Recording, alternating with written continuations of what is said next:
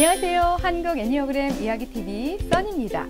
지난 편에 이어서 계속적으로 기본 유형이 헷갈릴 때 이야기입니다. 이번 편에서는요, 1번과 4번, 4번과 7번 또는 1번, 4번, 7번에 대한 이야기와 4번과 8번에 대한 이야기를 함께 드리고자 합니다. 먼저 저는 1번과 4번이 헷갈려요 라고 하는 분들이신데요. 지금 현재는 제가 분명히 1번 모습으로 살고 있는데 예전의 모습을 가만히 들여다보면 4번도 굉장히 많이 있는 것 같아요 라고 하시는 분들을 많이 볼 수가 있습니다.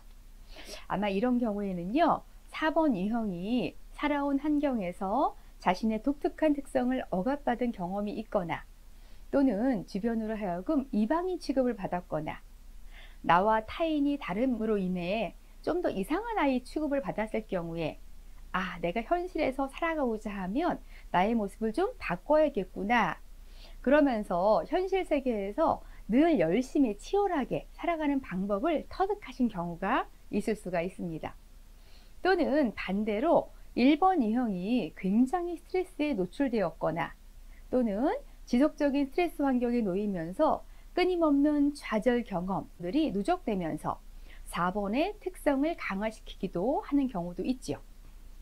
이럴 때 자신의 모습을 살펴보면요, 1번 유형은 내가 올바르게 행동하고 어떤 일을 완벽하게 해야 하는 것은 당연한 삶의 원칙과 기준이야 라고 생각이 들지만 4번 유형은 올바름과 완벽함이 내가 살아가는 세상의 아름다움을 해치지 않아 라고 하는 것으로 추구하는 경우입니다. 그러면서 4번은요, 누구보다 더 빼어난 행동을 해야 한다고 느낄 수가 있습니다. 또 4번과 7번이 헷갈리는 경우입니다. 아마 이 두 유형은 모두 다양하고 새로운 것에 대한 끊임없는 끌림, 예를 들어서 왜 똑같이 해야 돼요? 좀 더 창의적인 방법은 없을까요? 새로운 것을 시도해보고 싶어요. 새로운 것을 도전해보고 싶어요. 라고 하는 것에 많은 부분 공감을 하시는 경우 4번과 7번이 헷갈립니다. 그러다 보니 내가 하고 싶은 것에 대해서 자유로움을 많이 얻고 싶은 모습이 강하다고 볼 수 있죠. 이런 경우 가만히 보시면요, 4번은 마음이 시키는 대로 느끼면 느끼는 대로 행동을 시도하게 되지만 7번은 생각나는 대로 또는 머릿속에 아이디어가 떠오르는 대로 행동을 시도하는 경향이 있을 수 있습니다. 그리고 4번은요, 간혹 어두운 감정으로 우울함, 고독함 이런 것에 좀 더 깊이 빠져들게 되지만 7번은 밝은 감정 또는 어렵고 힘든 상황을 회피하면서 더 행복하고 더 긍정적인 감정에 몰두하려고 하는 경향이 있을 수 있습니다. 그러다 보니 7번 같은 경우에는 계속 어려운 상황에서도 어두운 감정을 억압하면서 감정을 계속 억압을 하다 보면 나도 모르게 바닥으로 감정이 내려와서 우울한 4번의 특성을 보이기도 합니다. 이렇게 1번, 4번, 7번은요, 애니어그램 관점에서 우리가 외적 질서라고 하는 작은 사람의 그룹에 속합니다.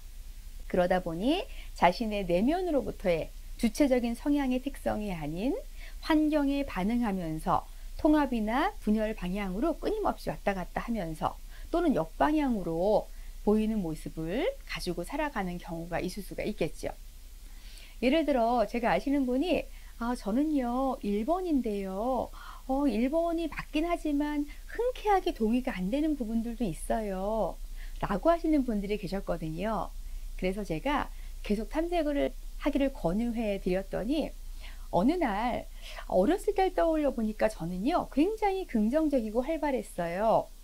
노는 것도 굉장히 좋아했는데 가만히 보니까 부모님이나 주변 환경에 있어서 7번 유형의 특성의 행동을 억압받고 또는 어렵고 힘든 상황을 겪다 보니 저는 1번의 모습으로 살아가고 있는 것 같습니다 라고 말씀하신 분이 계셨습니다. 다시 말하면 7번이 어렸을 때 너는 왜 이렇게 집중하지 못하니? 너는 왜 이렇게 노는 것만 좋아하니? 너는 왜 이렇게 산만하니? 이런 말들을 들으면서 그런 행동은 나쁜 거야. 그러다 보니 어느 순간 7번의 행동은 다 없애면서 1번처럼 살아가는 경우가 있을 수가 있겠죠.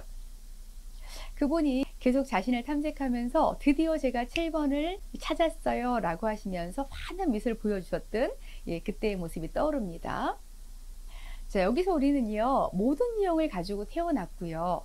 전체적으로 모든 유형의 강점을 쓰는 것은 분명히 통합의 원리입니다.